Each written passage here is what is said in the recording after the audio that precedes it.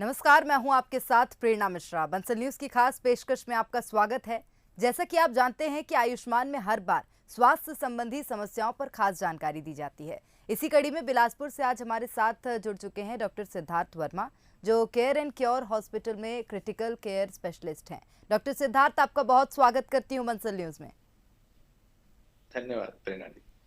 तो चलिए विषय दर्शकों को बता देते हैं। आज एंटीबॉडी कॉकटेल थेरेपी इन कोविड-19, इस विषय पर हम डॉक्टर से चर्चा करेंगे। तो सीधा रुख कर लेते हैं डॉक्टर की ओर ही और आपसे समझेंगे डॉक्टर सिद्धार्थ कि एंटीबॉडी कॉकटेल क्या होता है। एंटीबॉडी कॉकटेल जैसे इसका नाम है, बेसिकली जब दो दवाइयों का या किसी भी दो चीजों का अपन मिक्सचर करते हैं तो जी। वो एक तरीके का कॉकटेल टाइप का बन जाता है। तो ये एंटीबॉडी कॉकटेल कोरोना वायरस के अगेंस्ट डायरेक्टेड दो एंटीबॉडीज का मिक्सचर है, जिसको आर्टिफिशियली लैब में बनाया गया है। हम्म। और आपने देखा होगा कोरोना वायरस का जिस तरीके का स्ट्रक्चर है, उसमें ऐसे नुकीले स्पाइक प्रोटीन जैसे निकले रहते हैं। हम्म। ये उस स्पाइक प्रोटीन के अगेंस्ट ही बनाया गया एंटीबॉडी है, और इस दोनों एंटीबॉडी को एक साथ मिला के पेशेंट के शरीर में जब इंजेक्ट किया जाता है तो इसके काफी बेहतर रिजल्ट्स देखने को मिलते हैं। इसलिए अपन इसको चूंकि दो दवाइयों का मिक्सचर है, इसलिए अपन इसको एंटीबॉडी कॉकटेल बोलते हैं। बिल्कुल, लेकिन अगर बात की जाए, कोरोना का मुश्किल दौर चल रहा है और इसी से संबंधित मैं आपसे पूछूंगी कि एंटीबॉडी कॉकटेल की कोविड में क्या भूमिका होती है और ये किस तरह से काम करती है।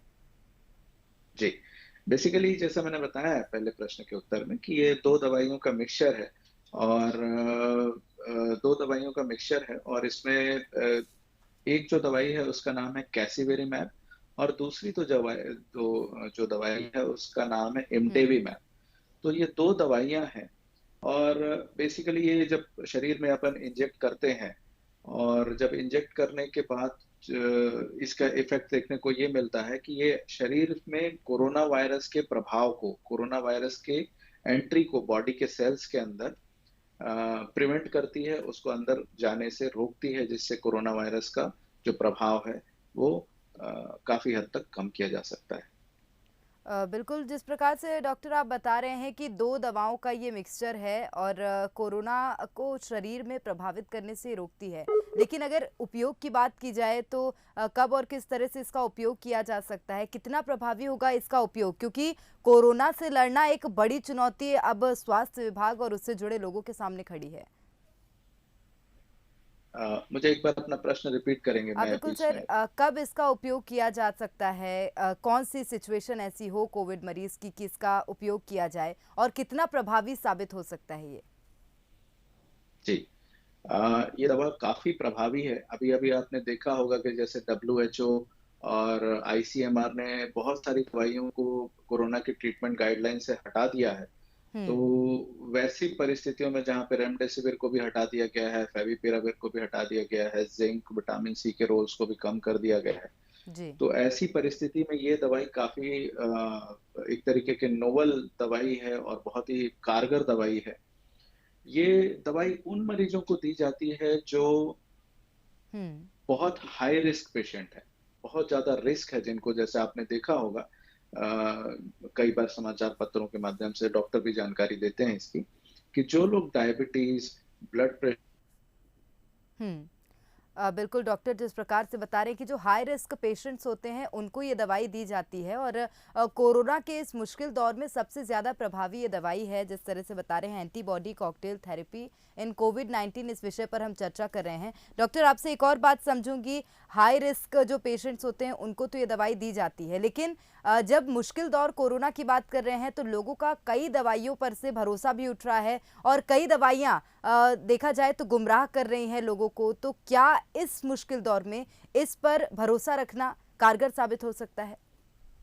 जी हाँ, ये बिल्कुल कारगर दवाई है। आपको याद होगा ये दवाई पहली बार डोनाल्ड ट्रंप को, जब वो तत्कालीन राष्ट्रपति अमेरिका के, और उस जी। समय वो कोरोना वायरस पॉजिटिव हो गए थे, तो काफी रिसर्च के बाद ये दवाई उनको दी गई थी, एंटीबॉडी कॉकटेल, और उसी समय से ये दवाइयां चर्चा पे आई थी, हम्म। और काफी पॉजिटिव रिजल्ट्स देखने को मिले। और आज के समय पे ये सिंगापुर, यूरोप, दुबई और अमेरिका में काफी वाइड स्प्रेड यूज है इसका, और बहुत ही पॉजिटिव रिजल्ट्स हैं। अपन इस दवाई के रिजल्ट्स को ऐसे समझ सकते हैं कि अगर सही समय पे ये दवाई पेशेंट्स को दी जाए, हुँ।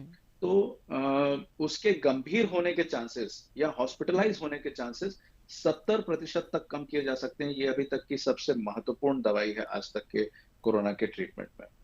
बिल्कुल, लेकिन अगर बात की जाए इंडिया की, जिस तरह से आप बता रहे हैं कि फ़ॉरेन कंट्रीज़ में इस दवाई को दिया गया है, चाहे बात की जाए यूएस के तत्कालीन प्रेसिडेंट की, उनको भी ये दवाई दी गई थी। लेकिन क्या इंडिया में भी इस दवाई का प्रयोग होता है? कितनी मात्रा में इसका प्रयोग इंडिया में किया जा रहा है फ़िलहाल? अभी फिलहाल इंडिया में इसके 10,000 वायल्स रॉश करके एक कंपनी है जो ये दवाई बनाती है, और ये स्विट्जरलैंड की कंपनी है, और ये दवाई इंडिया में अभी लॉन्च हुई है। और लगभग जैसा मुझे पता चला कि 26 तारीख को पहली बार मेदांता हॉस्पिटल नई दिल्ली में इसका पहली बार प्रयोग किया गया। एक हुँ। 84 वर्ष के व्यक्ति थे जो हाई रिस्क केस हैं। और उसके अगले दिन ही मैंने खुद ने इस दवाई का प्रयोग किया। तो अब धीरे-धीरे ये दवाई इंडिया में उपलब्ध हो रही है। सिप्ला करके कंपनी है जो इसको मार्केट कर रही है, और ये अब अवेलेबल है मार्केट में यूज़ करने के लिए, और काफ़ी कारगर दवाई है। बिल्कुल। डॉक्टर, आपसे एक और बात समझेंगे, रोगियों का वो समूह कौन-सा है? हालाँकि आप बता रहे हैं कि कोविड-19 के पेशेंट्स को दी जाती है, लेकिन फिर भी उनमें भी कोई कैटेगराइज़ेशन होता होगा कि अधिक सीरियस हो गए पेशेंट्स तो दी जाए। कौन से समूह को ये दवाई दी जाती है, इसका प्रयोग किया जाता है और किस पेशेंट में इसका प्रयोग ज़्यादा किया जाता है?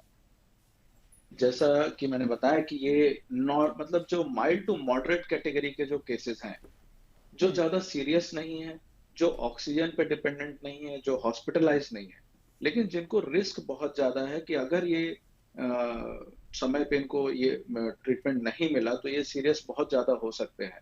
जैसा जो मैंने कैटेगरी बताई कि dialysis patient, sugar, heart, blood pressure वाले पेशेंट, हुँ। ट्रांसप्लांट पेशेंट्स, या बहुत एज है जिनकी 65 के ऊपर जिनकी एज है, या 55 के ऊपर जिनकी एज है। और खासकर एक और जो बात है कि ये दवाई बच्चों में भी दी जा सकती है, जो 12 साल से अधिक उम्र के बच्चे हैं और जिनका वजन 40 किलो से ऊपर है, और जो हाई रिस्क पे हैं, जैसे चाइल्डहुड डायबिटीज है, या जी। चाइल्डहुड अस्थमा है जिन लोगों को, ऐसे बच्चों को भी ये दवाई बिल्कुल सेफ तरीके से दी जा सकती है। हुँ। ध्यान ये रखना है कि ये दवाई शुरू के 3 से 5 दिन के अंदर अगर दे दी जाए, कोरोना रिपोर्ट पॉजिटिव आते ही, तभी हुँ। ये दवाई सबसे ज़्यादा कारगर है। उसके बाद अगर आप यूज़ करेंगे इस दवाई को, तो इसकी जो इम्पोर्टेंस है या इसका जो इफ़ेक्टिवनेस है, वो बहुत कम हो जाएगा। ऐसे बिल्कुल। जो गाइडलाइंस कहती हैं कि 10 दिन तक अपन दे सकते हैं इस दवाइयों को, लेकिन अपने को कोशिश ये करना है कि अपन 3 से 5 दिन के अंदर ही ये दवाई मरीज को या जितना जल्दी से जल्दी हो सके मरीज को समय रहते दे दें। हुँ। और एक बार मरीज सीरियस हो गया, इस चीज़ को समझना बहुत ज़रूरी है कि जब मैंने पहली बार इस दवाई को यूज़ किया, तो मेरे पास इतने कॉल्स आए इसके रिजल्ट्स को और सारी चीज़ों को लेके, और मैक्सिमम कॉल्स इस चीज़ को लेके थे कि सर हमारे पेशेंट वेंटिलेटर पे हैं, क्या उनको ये दे सकते हैं? बहुत सीरियस हैं, क्या ये उनको दे सकते हैं? तो ये चीज़ समझना बहुत आवश्यक है कि ये दवाई सीरियस पेशेंट्स के लिए नहीं है। ये दवाई बिल्कुल। आपको सीरियस होने से रोकेगी, लेकिन एक बार अगर आप सीरियस हो गए और वैसी भी परिस्थिति में अगर आप ये दवाई यूज़ करना चाह रहे हैं, तो ये दवाई आपके लिए बिल्कुल हानिकारक भी और जानलेवा तक भी हो सकती है। तो बिल्कुल। टाइमिंग बहुत ज़रूरी है इस दवाई का यूज़ करने का, इम्पोर्टेंट है। बिल्कुल, अगर बात की जाए आपके अस्पताल की, केयर एंड क्योर हॉस्पिटल की, तो क्या आप लोग वहाँ पर भी इस दवाई का उपयोग करते हैं? थोड़ा-सा संक्षिप्त में जानना चाहूँगी। जी। जैसा मैंने बताया कि 26 तारीख को ये पहली बार इंडिया में यूज़ हुई, और 27 तारीख को सुबह हम लोगों ने अपने हॉस्पिटल में इसको यूज़ किया। हुँ। और मेरे खुद के माता-पिता हैं, वो चूँकि हाई रिस्क पेशेंट्स हैं, और डायबिटीज़, ब्लड प्रेशर और हार्ट की प्रॉब्लम से ग्रसित हैं। वो दोनों वैक्सिनेटेड भी हैं, सेकंड डोज़ भी लग चुका है, जी। और उसके बाद भी कोरोना पॉज़िटिव हो गए। चूँकि हमारा हॉस्पिटल खुद एक कोविड डेडिकेटेड कोविड सेंटर है, तो किसी तरीके का संक्रमण लगा और वो पॉज़िटिव हो गए। चूँकि हाई रिस्क था, तो मैंने ये दवाई का उपयोग किया उनमें। हुँ।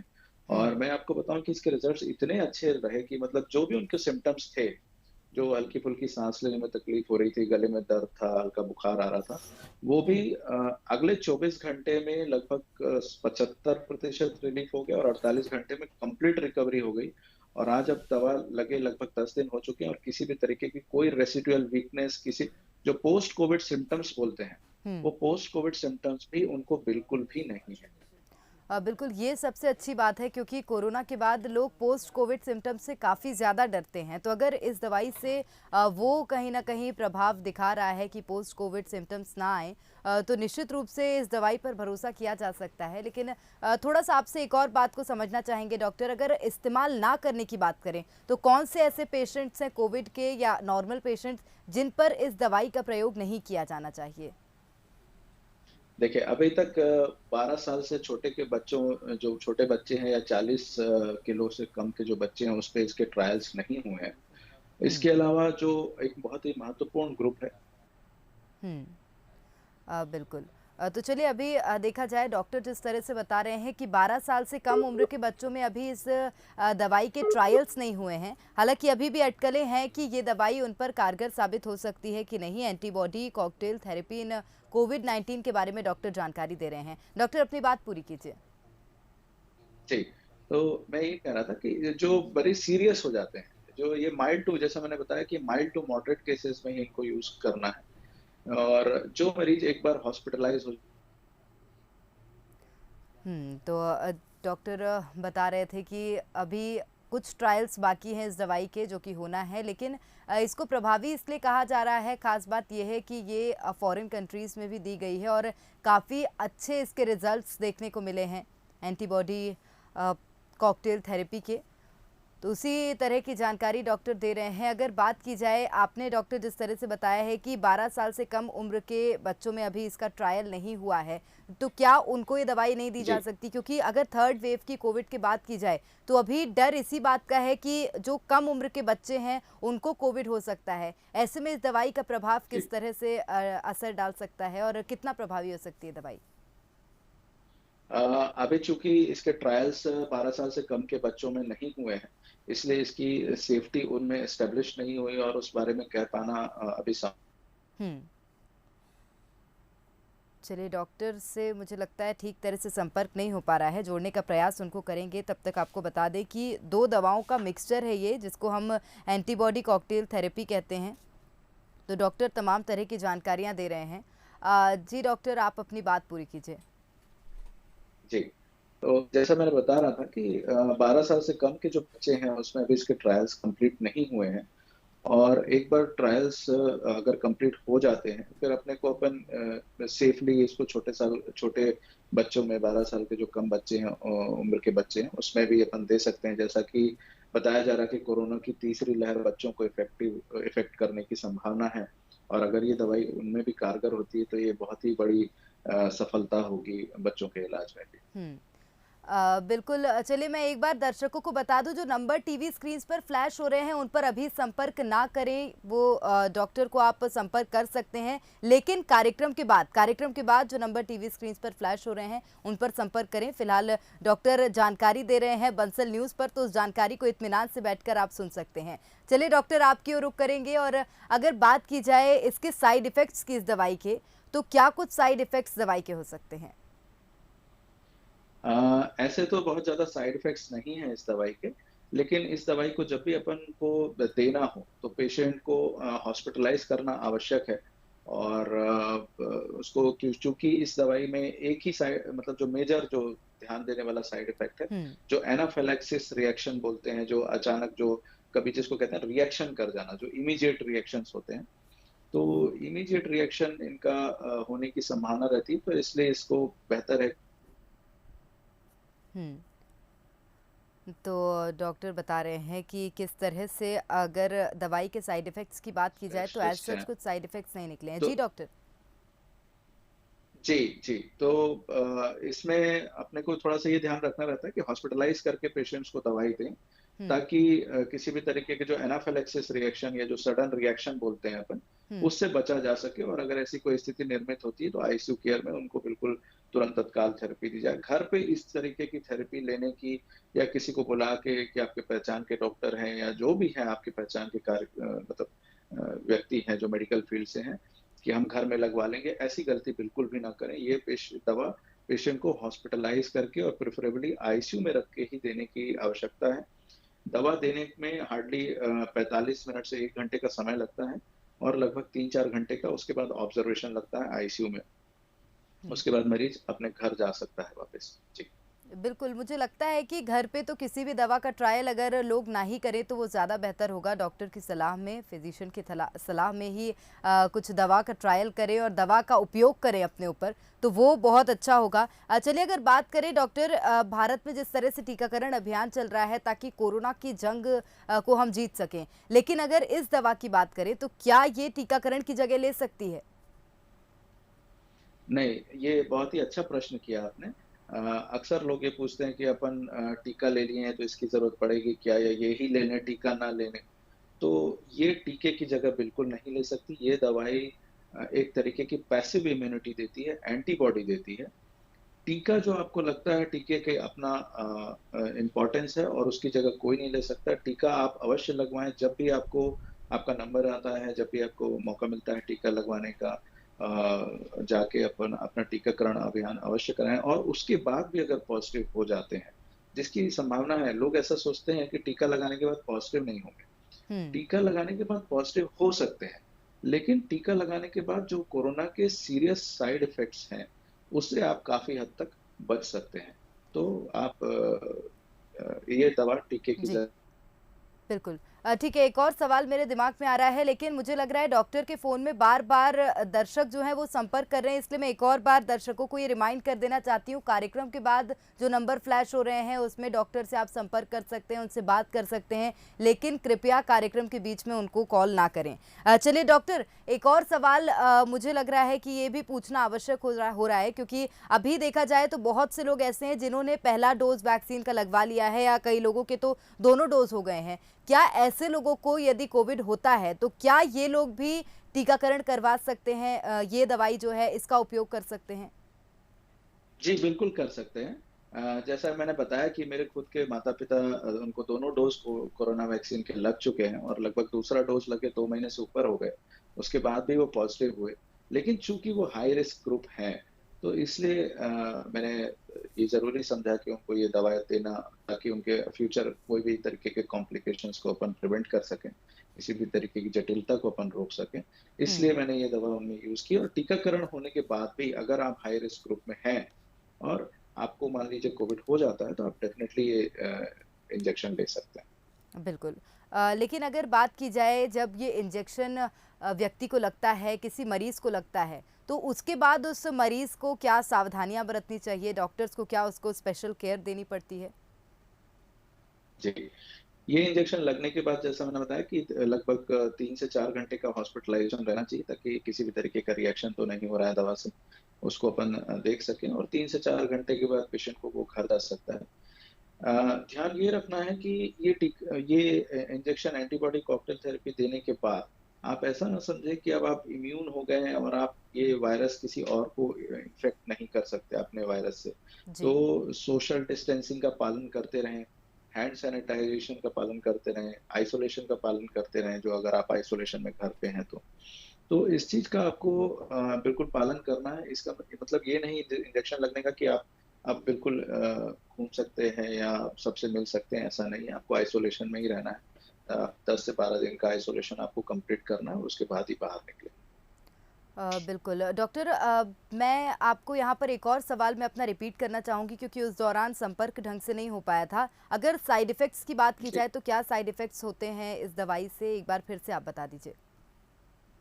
साइड इफ़ेक्ट्स इसके एक ही जो मेन साइड इफ़ेक्ट है जिसके लिए अपन पेशेंट को हॉस्पिटलाइज़ करते हैं, और वो साइड इफ़ेक्ट है एनाफिलैक्सिस रिएक्शन, जिसको अपन बोलते हैं दवा लगते ही पेशेंट को बहुत सीरियस, मतलब उसकी हृदय गति का अनियमित हो जाना, ब्लड प्रेशर का ड्रॉप हो जाना, शरीर में दाने निकल आना, ये सब सारे चीज़ जो है इंजेक्शन लगते ही कुछ बहुत ही रेयर केसेज़ में, मतलब बहुत ही कम केसेज़ में इसके साइड इफ़ेक्ट देखे गए हैं।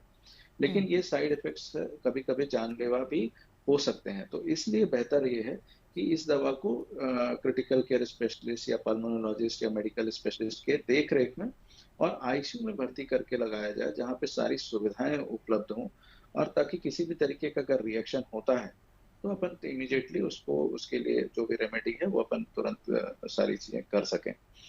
तो साइड जी। इफ़ेक्ट्स इसके यही हैं कि बस ये जो एनाफिलैक्सिस रिएक्शन जो होते हैं, इसको आप ध्यान में रखें। जैसा आपने ये इस पे डिस्प्ले में चल रहा है, हुँ। कि जो 2 पेशेंट्स लेटे हुए हैं, उनके साथ आप देखिए सारे वेंटिलेटर, सारी दवाइयाँ, जीवन रक्षक उपकरण, सारी चीज़ उपलब्ध हैं, ताकि किसी तरीके की अगर कोई भी रिएक्शन हो तो अपन इमीडिएटली एक्ट कर सकें। जी। बिल्कुल, तो चलिए जिस तरह से डॉक्टर बता रहे हैं कि साइड इफ़ेक्ट्स अधिक तो नहीं है इस दवाई के। डॉक्टर एक और बात आखिरी सवाल आपसे लेना चाहूँगी ये कि कोरोना की तीसरी लहर आ रही है। अगर बच्चों को तो हालाँकि अभी इस दवाई के ट्रायल बच्चों पर नहीं हुए हैं, लेकिन अगर किसी बड़े को इस दवाई को लगाना हो तो आप क्या कुछ कहेंगे? किस तरह से ये दवाई अब भूमिका निभा सकती है तीसरी लहर के दौर में? मुझे लगता है कि ये दवाई तीसरे लहर अगर आती है, ईश्वर ना करे अगर ये तीसरी लहर आती है, तो ये दवाई बहुत ही महत्वपूर्ण रोल प्ले करेगी। क्यों? उसका रीज़न ये है कि अपने पास जितनी भी दवाइयाँ थीं आज तक, चाहे वो रेमडेसिविर हो, चाहे वो फेविपिराविर हो या इस तरीके की जितनी विटामिन सी और भी बहुत सारी चीज़ें दवाइयाँ जो थीं, हुँ, बहुत सारी चीज़ें डब्ल्यूएचओ की गाइडलाइन से और आईसीएमआर की गाइडलाइन से हट गई हैं। तो वैसी स्थिति में और एक बार जब क्या होता है पेशेंट हॉस्पिटलाइज़ होता है, जी। सीरियस होके तो उसके खर्चे इतने ज़्यादा हो जाते हैं कि उसके उसके खर्चे और उसके कॉम्प्लिकेशंस भी इतने हो सकते हैं जो जानलेवा भी हो सकते हैं। तो हुँ, अगर अपन बीमारी को शुरुआती स्टेज में ही रोक दें, इस दवाई को यूज़ करके, तो अपन आने वाले हॉस्पिटलाइज़ेशन को बेड की जो किल्लत हो रही थी, इतने हुँ। पेशेंट्स जो एडमिट हो रहे थे, जिनको बेड नहीं मिल पा रहे थे, अपन पेशेंट को सीरियस होने ही नहीं देंगे और पहले ही इस स्टेज पे शुरुआती के 3 से 5 दिन में इस दवाई को लगा के अपन पेशेंट के हॉस्पिटलाइज़ेशन के चांसेस को 70% तक कम कर सकते हैं और ये बहुत ही एक ब्रेक थ्रू ट्रीटमेंट है पेशेंट के कोरोना के ट्रीटमेंट में। बिल्कुल। बहुत धन्यवाद डॉक्टर तमाम जानकारियाँ जिस तरह से आपने साझा की उसके लिए। Thank you. नमस्कार। तो आज डॉक्टर सिद्धार्थ वर्मा ने हमारे साथ एंटीबॉडी कॉकटेल थेरेपी को लेकर कई जानकारियां साझा की हैं। निश्चित रूप से आपको सभी सवालों के जवाब मिल ही गए होंगे। कोरोना के मामले में बिल्कुल भी लापरवाही ना करें। इसी के साथ हमारी खास पेशकश में फिलहाल इतना ही। कल फिर हाजिर होंगे नई स्वास्थ्य संबंधी समस्या को लेकर, साथ ही बताएंगे आपको उसके उपाय। दीजिए इजाजत।